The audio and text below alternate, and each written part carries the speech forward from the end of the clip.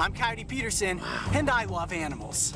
I don't care if they're scaly, scary, hairy, toothy, or absolutely huge. Look at that swamp beast. I've always been drawn to these fascinating creatures. Every one of them, from the bizarre to the deadly, have led me on countless pursuits to understand their true nature and develop an appreciation for their incredible abilities.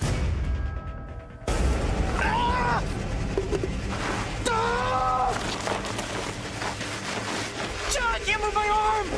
It is now my pleasure to welcome you to the Brave Wilderness Channel, your one-stop connection to a wild world of adventure and amazing up-close animal encounters, featuring shows like Breaking Trail, where the map is left behind as you follow the crew and I into the wild to encounter a variety of animals in the most amazing environments on the planet. See you later, buddy. Then there is Beyond the Tide, a series that brings you up close with some of the most bizarre creatures that you can find throughout the world's oceans. Oh, you got one? Oh my gosh, look at the size of that thing! Wow, look at that! Next up is On Location, where you will get a behind-the-scenes look at our travels around the globe. Back up, Bear! Oh, but the bad news is, I caught something else too. Goodness. I got soaked on that one. Yeah, you did. An iguana! Nice! Finally, there's Dragon Tales, an investigative series that explores the incredible world of snapping turtles and all of the myth that surrounds one of America's most ancient and misunderstood creatures. Wow! Ah! Whoa! Whoa, whoa, whoa! Welcome to the Brave Wilderness Channel. Things are about to get wild.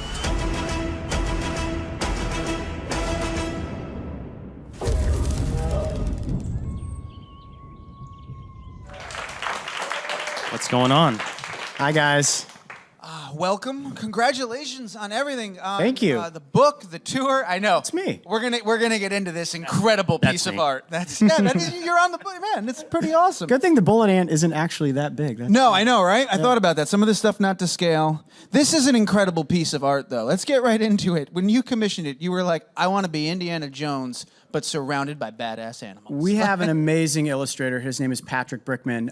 I actually went to high school with him, and he's just phenomenal. All of the branding that you see for the Brave Wilderness brand, Coyote Peterson, the book itself, at least on the cover, is Patrick's work, and he's just knock it out of the park every time. It's incredible. Is this the realization of a childhood, like lifelong dream? Oh, yeah. I mean, it's no secret Absolutely. that I was hugely inspired by Steven Spielberg, Yeah. Indiana Jones, Dr. Alan Grant, you name it. Like, that was my childhood.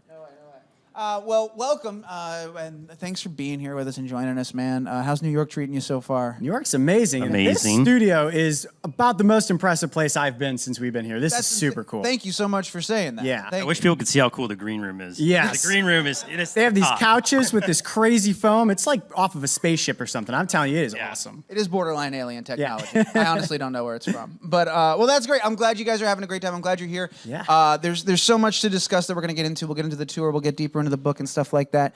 I want to start a little bit, though, just getting a little bit of background and talking about maybe a little bit of the early days. And how long have you guys known each other and worked together? Too long. Way too long. Since college. Yeah, since college, Yeah. we met together designing film and television projects at The Ohio State University. Go Bucks. Yeah, go Bucks. Bucks in the house? OHIO. Bucks in the No Bucks in Any the Ohio house. State here? No? No. Okay. Not New York, maybe. But yeah, we met in college, and Ohio State didn't really have a film or television program at the time, and we helped orchestrate the creation of our own majors, which was really cool that Ohio State gave us this opportunity. They said, if you guys can design a major for yourselves, go for it. They just opened up the doors, and we ran wild, creating television shows, and ultimately produced a feature film at Ohio State, first film that had been there in 25 years, and that kind of launched our careers. We went down the independent film road for a while, and eventually it got us here to YouTube.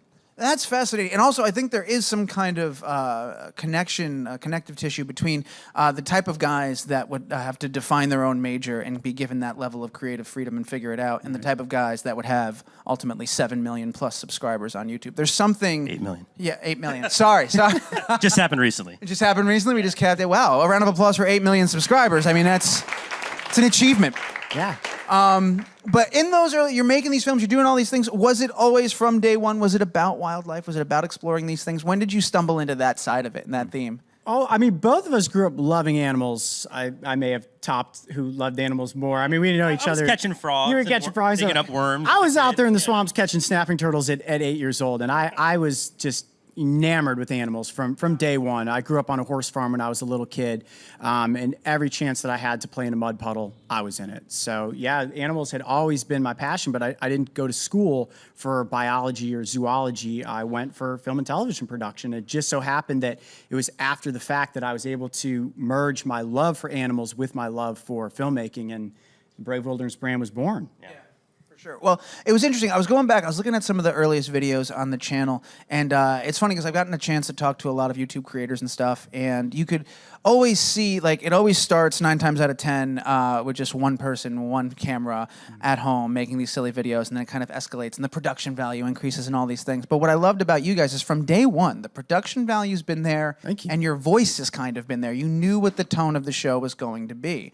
And I'm wondering how early in that process, when you guys were putting those videos up there, was that before you even published one? Did you sit down, production meeting, this is what this show is, this is what we have to go out and do? How far ahead did you plan? You want to tell them a little bit about the rocky road of Yeah, nose and doors closing? We started all this thinking that we were going to go straight to television. You know, we were coming from filmmaking backgrounds in the heydays of the Sundance Film Festival. When did we go? 2005. 5, yeah. Wow. And, you know, we were really inspired by that process of being able to go out, shop a movie, have a studio buy it. And we're like, man, that's what we're going to do. So Coyote was writing screenplays. And he wrote some really great scripts, had a lot of good opportunities to produce those. But then 2008 happened. And being from Columbus, Ohio, never made a film before, you know, that had been distributed. We didn't really have a lot of legs to stand on, so we're like, hey, let's go for the next rung down. Let's do TV. That's easy, right? Oh yeah, TV's got to be easier than making movies, Yeah, right? so, you know, we thought that maybe that was the way to go. And, you know, we saw some pictures of him holding a snapping turtle. And we're like, maybe this is a good concept. And it was really never supposed to be Coyote as the lead role, but Right. it just took so many years to develop the brand. And I wasn't even supposed to be the camera guy. Yeah. I have a business background, and I learned how to run a camera for this project 7 years ago. So, you know. Wise decision. Yeah, it worked out. Yeah, we had this grand vision originally of, you know, because I was a director, I wanted Yeah. to find somebody to put into this role to be like, man, let's create a great animal adventure series. Yeah. And we had put somebody else in the role for a little while who kind of was playing like the science role. And I was catching animals off screen and bringing them in, and we were still filming that. We had showed it to a television production company, and they're like, this is cool and cute, but we kind of want this animal catching stuff, and you're the one doing it. I'm like, well, I got to bring the animal into the scene so somebody can talk about it. And before we knew it, we started going in the direction of, well, we were hugely inspired by Bear Grylls, who did Man vs. Wild, and the way that their camera team just merged into the environment. I saw what Bear was doing. I said, you know what?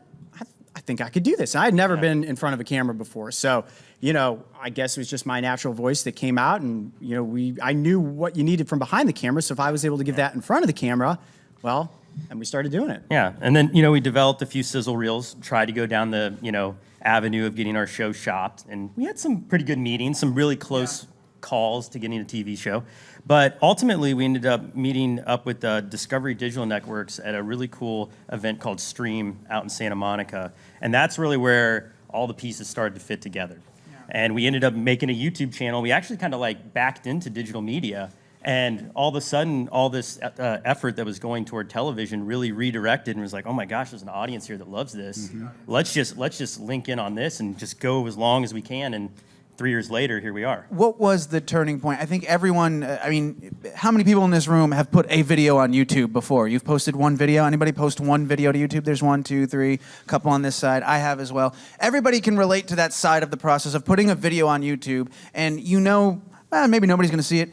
Maybe a bunch of people will see it. But not a lot of us have been to the part where you guys have kind of crested long since passed, which is that not only have people seen it, but it's resonated. You're in the 8 million point. Where was that moment where you were like, oh man, this is going to work? This is actually, people are digging this. It was actually probably the episode where I was quilled by a porcupine, right? And we filmed this episode in Montana. It was never intended to be me getting quilled by a porcupine, but we worked with this juvenile porcupine, and the handlers at the time, because we were working with animals that were rescued in captivity, they're like, be really careful because it's super easy to get quilled. And I was like, well, what happens if I do get quilled? They're like, well, you're going to have a handful of quills. I was like, can I try it? I was just curious. And they're like, go for it. So I did it. We filmed the episode. The lighting was horrible that day. We ended up cutting the episode in post-production. We're looking at it, we're like, man, it's not nearly as good as Almost the other didn't one. release it. We almost didn't release it. So we put it out, and people were absolutely fascinated with seeing me in pain. And we're like, okay, well, that's kind of was the turning point, because that was the episode, was like the first one to 100,000 views, and like,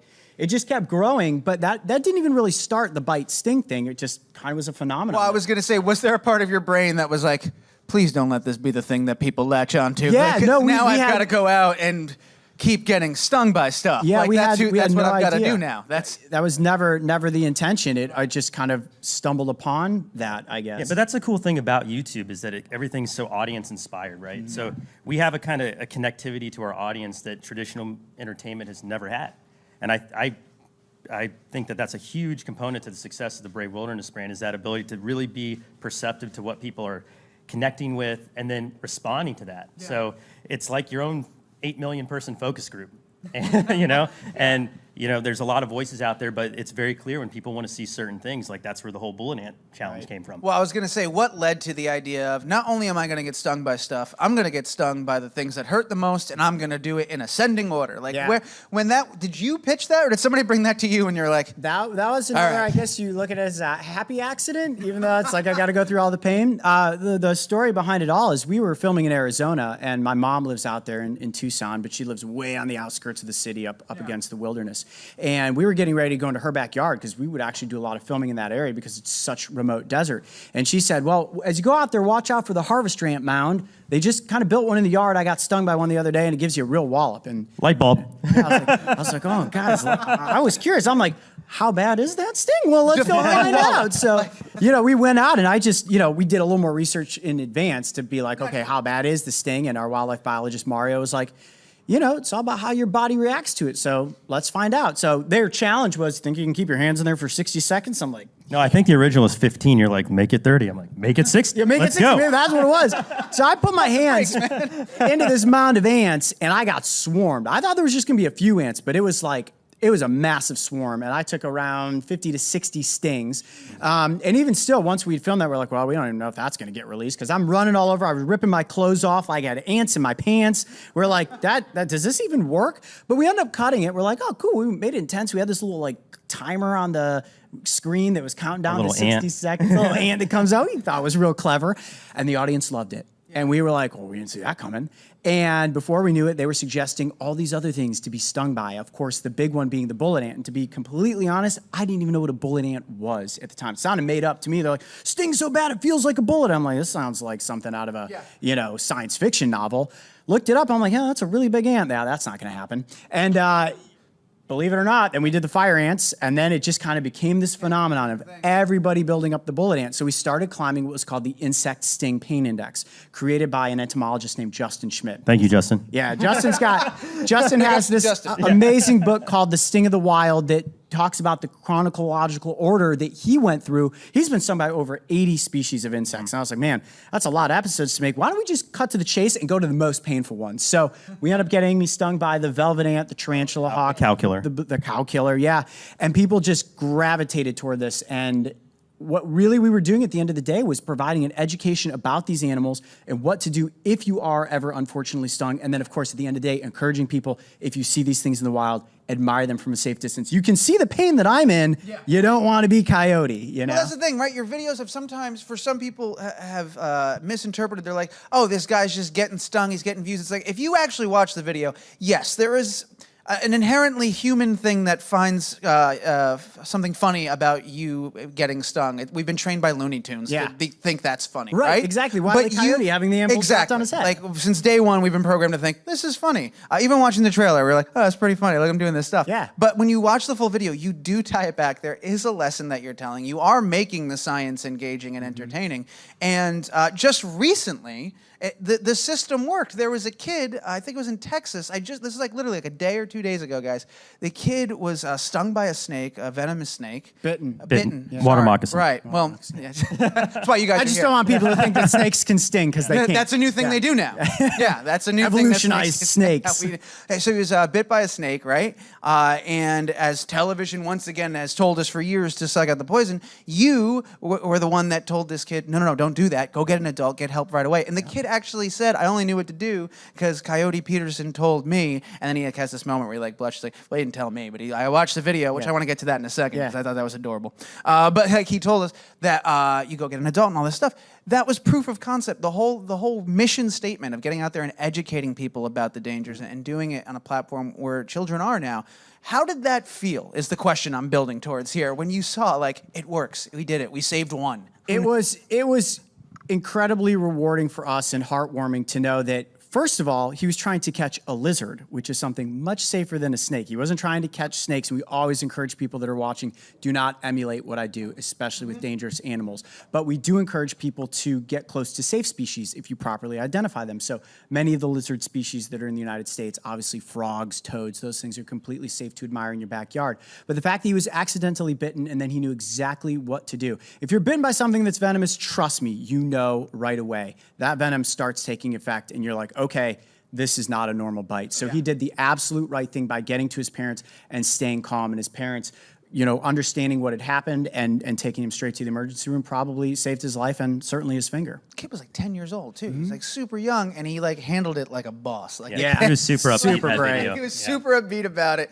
But okay, to go back to the thing that I thought was not only adorable but kind of indicative of why YouTube works was when he said, Coyote told me.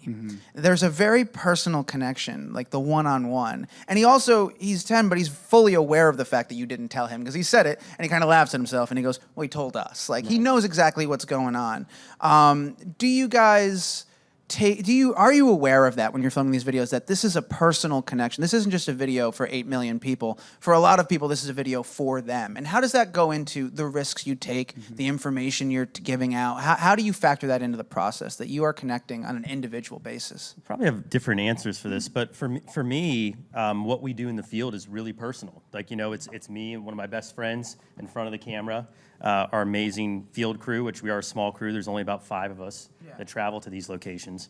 And, you know, when you're out there, you're really more worried about the moment, you know, especially when there's something dangerous, potentially dangerous that could happen with like a venomous animal.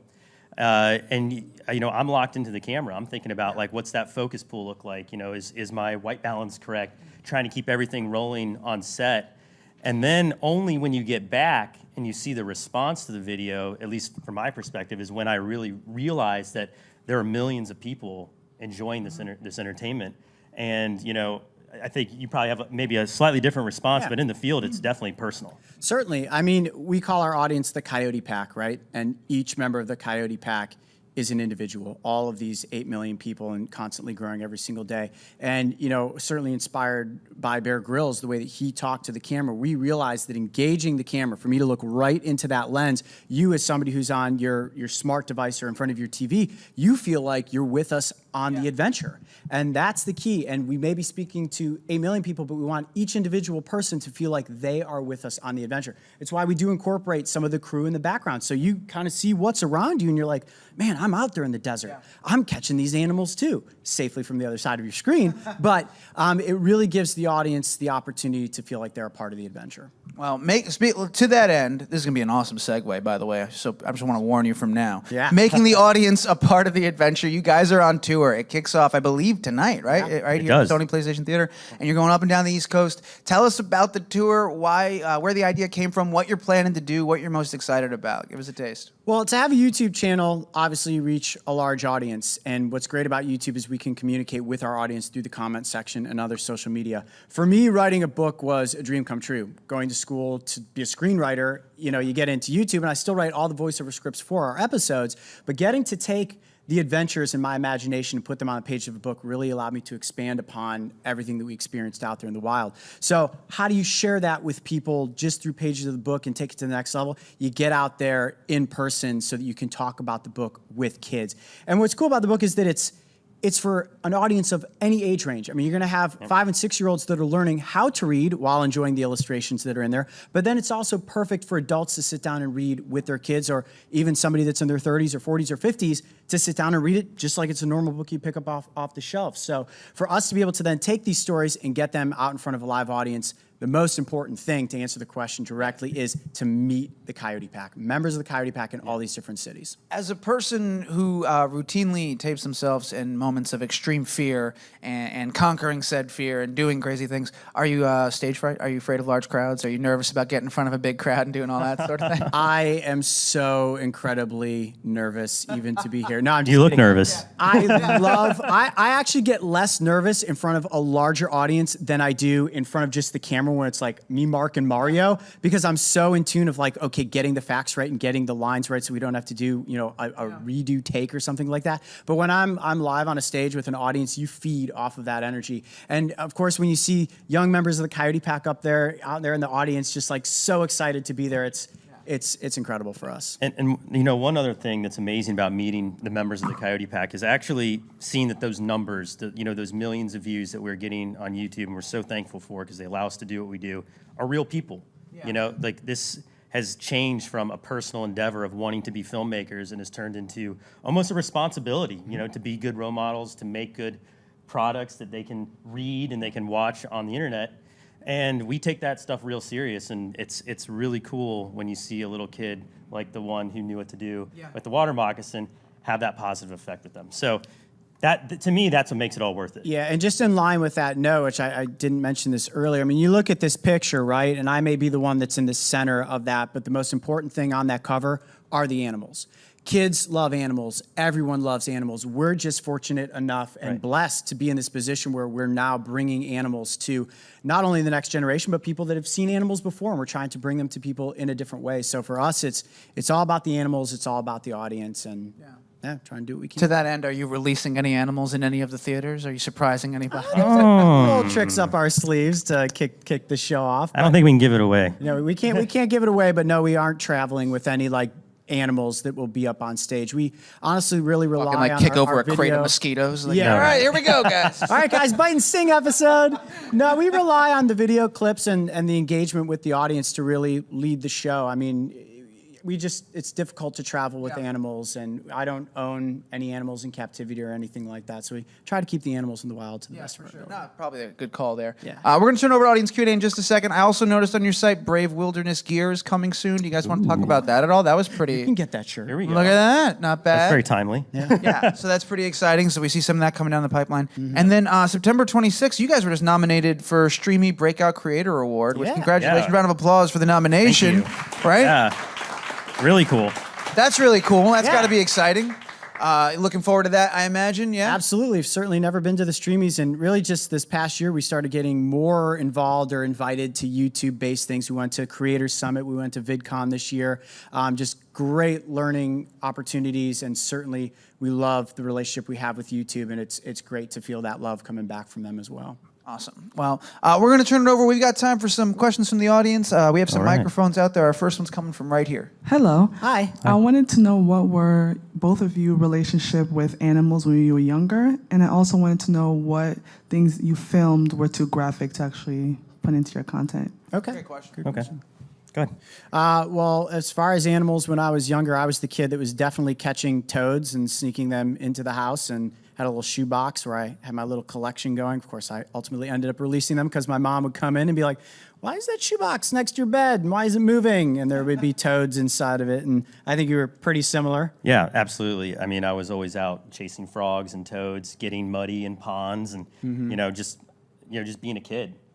We had a real strict rule in my house that was if you caught an animal in the wild, you could keep it for a couple of days, and then it had to be released. So I had an even stricter rule. There was no animals in the house. my mom was pretty cool. We had a whole terrarium set up inside of our kitchen, actually, right next to the kitchen table, where I would constantly cycle through baby snapping turtles that I would catch out in the woods, and we always had turtles at the breakfast table, so it was pretty neat. For sure. Just to piggyback off of that other question about the content, because it was something that I was curious about too, is as you're getting into this world, as you're doing all these different discovery, these moments where you're putting yourself intentionally in harm's way to learn and to experience these things, were you concerned? Was there footage coming in that you were like, considering the audience, let's see if we can dial that back a bit? Yeah. Do you find yourself straddling that line? Because I'm sure every once in a while, I mean, the ant attack was intense, the snapping turtle was really intense. So it's like, do you find yourself in the room having to make those decisions of like, we want to be informative, we want to educate, but this could be a bit much. Let's dial that back. That was certainly a huge question early on before we even released something like the porcupine quilling, because there was blood being shown in that. And we didn't know how people would feel about it, specifically how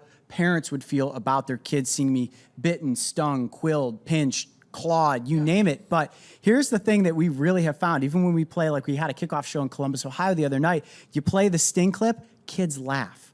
For some reason, they get so much enjoyment out of seeing this that for us, we're like, well, this is great. If you guys think it's funny and you're learning, then we've done our jobs right. And we've had virtually no negative feedback when it comes to parents letting their kids watch the Bite and Sting episodes, which means the parents are very open to the idea of their kids learning what this is so that they can then respect those animals from a safe distance. Yeah, for sure.